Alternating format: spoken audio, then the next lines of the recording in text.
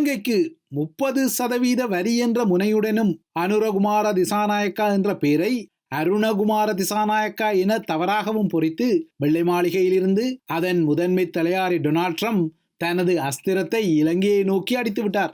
வெள்ளை மாளிகை எவ்வளவு பெரிதாக இருந்தாலும், அது உலக ஒழுங்கில் முதன்மை பாத்திரத்தை வகித்தாலும், பிள்ளையையும் கிள்ளி தொட்டிலையும் ஆட்டிக்கொள்வது போல போர் சமாதானம் என்ற தில்லாலங்கடிகளை மாறி மாறி செய்தாவது தான் நோபல் சமாதான பரிசுக்கு ஆர்வப்படும் ஒருவராக ட்ரம்ப் இருந்தாலும், ஒரு நாட்டின் அரசு தலைவரின் பெயரை தவறாக எழுதி ஒரு கடிதத்தை அதிகாரபூர்வமாகவே அனுப்பும் வெள்ளை மாளிகையின் ட்ரம்பின் ஆட்சியில் தான் வந்து கொள்ள முடியும். இவ்வாறான பெயர் தவறுடன் ஒரு கடிதம் அனுப்பப்பட்டது ஸ்ரீலங்காவின் முதன்மை தலையாரி ஏகேடிஆர் தரப்புக்கு ஒரு அவமானமாக இருந்தாலும் என்னதான் செய்து கொள்வது? அரண்மனை 1000 சொல்லும் குடியானவன் என்ன செய்வான் என்ற விரக்தி பழமொழியின் அங்கலாய்ப்பு போலவே இலங்கையிலிருந்து அமெரிக்காவை நோக்கிய ஏற்றுமதி பொருட்களுக்கு 30% வரி என்ற விடயம் இப்போது அறிவிக்கப்பட்டுள்ளது. சில மணி நேரங்களுக்கு முன்னர் அருணகுமார திசாநாயக்காவுக்கு எழுதப்பட்ட ட்ரம்பின் கடிதத்தில் இலங்கைக்குரிய வரி வீதத்தை குறிப்பிட்ட அவர் இந்த புதிய வரி வீதத்தின் பின்னால் சில விளக்கங்களையும் வழங்கியுள்ளார். குறிப்பாக இந்த 30% வரி இன்னும் குறைக்கப்பட வேண்டுமானால் கொழும்பு இன்னும் செய்ய வேண்டிய நகர்வுகள் என்ற அடிப்படையில் சில டிப்ஸுகளையும் ட்ரம்ப் தனது கடிதத்தில் வழங்கியுள்ளார். ஸ்ரீலங்காவுக்கு அமெரிக்காவுடன் உள்ள வணிக பற்றாக்குறையை, அதாவது ஸ்ரீலங்கா அமெரிக்க இறக்குமதி பொருட்களுக்கான வரிகளை குறைத்துக் கொண்டால் இவ்வாறான சாதக நிலை வரும் என்பதாகவும், அதேபோல அமெரிக்காவின் தேசிய பாதுகாப்புக்கு இலங்கையிலிருந்து வரக்கூடிய அச்சுறுத்தல்கள் மற்றும் அவற்றை மையப்படுத்திய கொள்கைகள் தடைகள் நீக்கப்பட்டாலும் இந்த 30% வரி மேலும் குறைக்கப்படும் என்பதே வெள்ளை மாளிகையிலிருந்து ஏகேடிஆருக்கு வழங்கப்பட்ட செய்தியில் தெரிகிறது. வரிகள் மட்டுமல்ல, அமெரிக்காவுக்கு இலங்கையின் எரிசக்தி துறை கட்டமைப்புகளில் அதிக வாய்ப்புகள் வழங்கப்பட்டால் அமெரிக்காவிலிருந்து இவ்வாறான சாதகங்கள் எதிர்காலத்தில் இலங்கையை நோக்கி வருமென்ற கரத்துண்டு இந்த கடிதத்தில் மறைமுகமாக நீட்டப்படுகிறது. இலங்கையின் இன்றைய பொழுது விடிந்ததை அடுத்து ட்ரம்பின் கடிதத்தின் பிரதிபலிப்பை ஸ்ரீலங்காவின் பங்கு சந்தைகளின் ஏற்ற இறக்கத்தில் இன்று காண முடிந்தது. ஏகேடிஆர் தரப்பை பொறுத்தவரை ட்ரம்பின் இந்த நகர்வால் ஆறுதல் பட்டுக்கொள்ளக்கூடிய முகங்களும் உள்ளன. ஏனெனில் 3 மாத காலத்துக்கு முன்னர் இலங்கைக்கு அறிவிக்கப்பட்ட 44% வரி என்ற அளவு 14% குறைக்கப்பட்டு 30% மாற்றப்பட்டுள்ளதை நினைத்து அவர்கள் ஆறுதல் அடையக்கூடும். ஆனால் ட்ரம்பின் இந்த வரி 20% வெறும் என நம்பிக்கை வைத்து நப்பாசையுடன் இருந்த அதே ஏகேடிஆர் தரப்பின் ஒரு சாராருக்கு தமது ஆசை நிராசை ஆனதை அடுத்து கவலைப்படவும் செய்கிறார்கள். ஏகேடிஆர் தரப்பில் இவ்வாறான ஒரு இருதலை கொள்ளியெறும்பு நிலை இருப்பதில் ஆதாரம் உள்ளது. ஏனென்றால் ட்ரம்பின் இந்த 30% அடி ஒப்பீட்டு ரீதியில் Myanmar, Cambodia, Thailand, Bangladesh, Indonesia ஆகிய நாடுகளுக்கு ட்ரம்ப் எடுத்த பிரம்பை விட அளவில் சிறிதானது என்பதில் கொழும்பு சற்று ஆறுதல் அடையக்கூடும். ட்ரம்ப் இந்த வரிப்போரில் குறிவைத்த நாடுகளில் வாஷிங்டனுடன் முறையான ஒப்பந்தங்கள் எதுவும் செய்யாத நாடுகள் என்ற வரிசையில் பார்த்தால் இலங்கைக்கு மட்டுமே 14% குறைப்பு என்ற மிகப்பெரிய தளர்வு வெளிப்பட்டுள்ளது. இதனால் ஒப்பீடு ரீதியில் முதலில் ட்ரம்பால் அறிவிக்கப்பட்ட 44% வரி என்ற நிலைப்பாட்டுடன் ஒப்பிடும்போது 30% என்பது ஓரளவுக்கு ஆறுதலாகத்தானே இருக்க முடியும். ஆனால் மறுபுறத்தே பெரும் உள்நாட்டு போர் ஒன்றுக்கு பின்னர் மீட்சியை அடைந்து வரும் நாடு என்ற அடிப்படையிலும் இன்றைக்கு 3 வருடங்களுக்கு முன்னர் 2022ஆம் ஆண்டில் பெரும் பொருளாதார அதலத்தில் விழுந்த நாடு என்ற அடிப்படையிலும் இலங்கைக்கு ஒரு கருணை கிட்டும். இதனால் ட்ரம்பின் வரி 20 அல்லது 25% வரும் என காத்திருந்தவர்களுக்கு ட்ரம்பின் 30% என்பது இலவுகாயாக வெடித்திருப்பதை மறக்க முடியாது. இலங்கையுடன் அமெரிக்க சந்தையில் போட்டி போடக்கூடிய மலேசியா, பிலிப்பைன்ஸ் ஆகிய நாடுகளுக்கு இலங்கையை விட குறைவாக 25% வரி அமெரிக்காவால் விதிக்கப்பட்டுள்ளதையும் கவனித்துக் கொள்ள வேண்டும். இதனால் தான் இப்போது ட்ரம்பால் 30% அறிவிக்கப்பட்ட வரியும் இலங்கையின் பொருளாதாரத்தில் குறிப்பிடத்தக்க அடியை வழங்கக்கூடும் என்ற அச்சங்களை நீடிக்க வைக்கிறது. குறிப்பாக ஸ்ரீலங்காவின் ஆடை ஏற்றுமதி துறை ஆயிரக்கணக்கான வேலை வாய்ப்புகளை இழக்க நேரிடும் என ஸ்ரீலங்காவின் சுதந்திர வர்த்தக வலய உற்பத்தியாளர் சங்கமும் அச்சத்தை வெளியிட்டுள்ளது.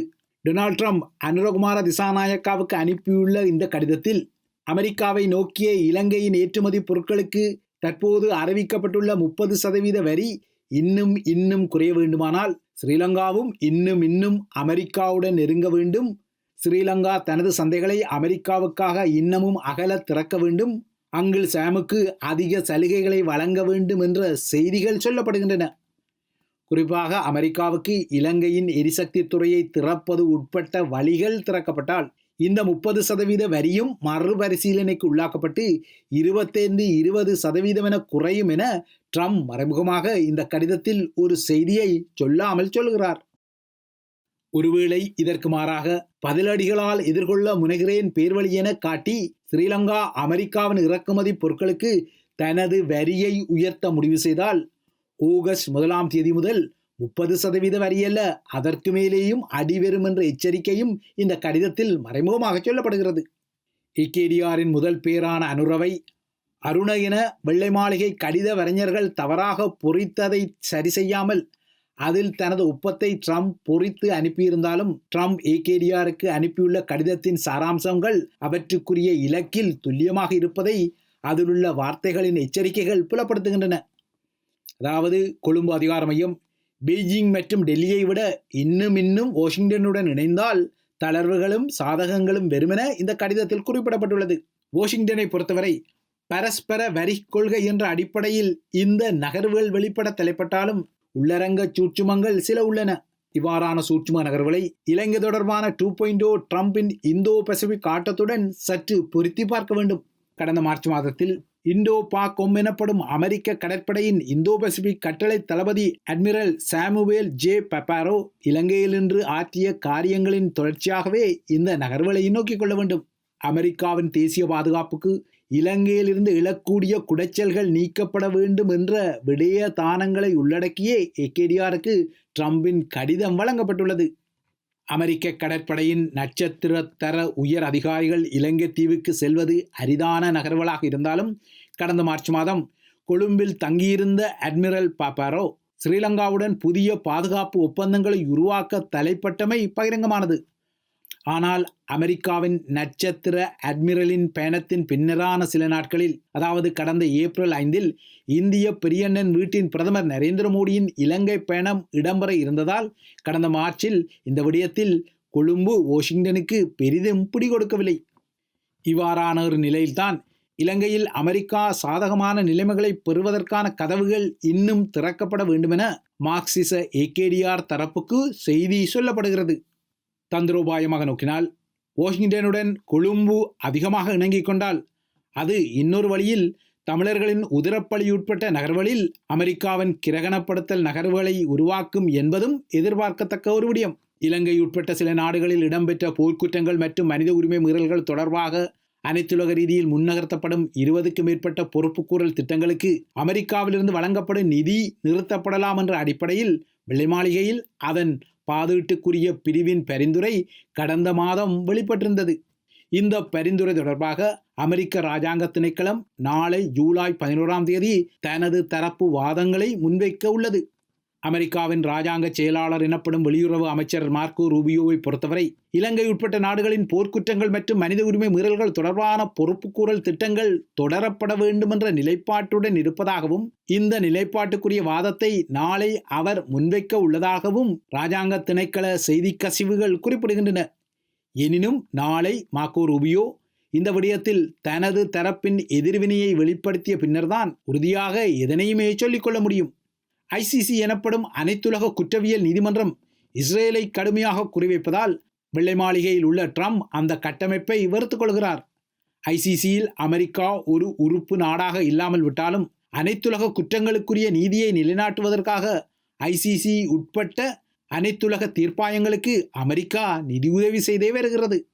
குறிப்பாக மியான்மர் எனப்படும் பர்மாவில் இடம்பெறும் மனித உரிமை மீறல்களுக்கான ஆதாரங்களை சேகரிக்கும் பணியில் ஈடுபட்டுள்ள ஐநாவின் மியான்மருக்கான சுயாதீன புலனாய்வு பொறிமுறைக்கு அமெரிக்கா தான் நிதியளித்தது. இதேபோல இலங்கையிலும் டிரான்சிஷனல் ஜஸ்டிஸ் எனப்படும் நிலைமாறுகால நீதி பொறிமுறை போன்ற வழிமுறைகளுக்கு உதவும் குடிசார் சமூக அமைப்புகளுக்கும் பொறுப்புக்கூறலுக்கான அனைத்துலக ஆணைகள் மற்றும் வழிமுறைகளுக்கும் அமெரிக்காவின் நிதி பிரயோகிக்கப்பட்டது. அமெரிக்க அரசாங்கத்தின் குளோபல் கிரிமினல் ஜஸ்டிஸ் எனப்படும் உலகளாவிய குற்றவியல் நீதி பணியகம் இந்த செயற்பாடுகளில் முக்கியமான பங்கு வகித்துக் கொள்வது நீங்கள் அறிந்திருக்கக்கூடிய ஒரு விடயம். ஆனால் இப்போது 2.0 டொனால்ட் ட்ரம்பினால் வாஷிங்டனின் இந்த பாரம்பரிய உதவி உரசப்படும் நிலை எழுவதால் அது ஸ்ரீலங்கா போன்ற நாடுகளுக்கு சாதகமாகும் என்ற கிளேசம் உருவாகியுள்ள பின்னணியில்தான் பொறுப்பு கூறல் முயற்சிகளுக்கு நிதியளிப்பதற்கான அமெரிக்க அணுகுமுறையின் எதிர்காலம் நாளை முடிவு செய்யப்படக்கூடிய நிலையில் டொனால்ட் ட்ரம்பின் இலங்கையை மையப்படுத்திய வரி கொள்கையின் 30% முனையுடனான கடிதம் ஸ்ரீலங்காவின் முதன்மை தலையாரிக்கு கிட்டியுள்ளமை எடுக்கவோ கோர்க்கவோ பாணியிலான சில ஆட்டங்களுக்குரிய அறிகுறிகளை வெளிப்படுத்தி நிற்கிறது.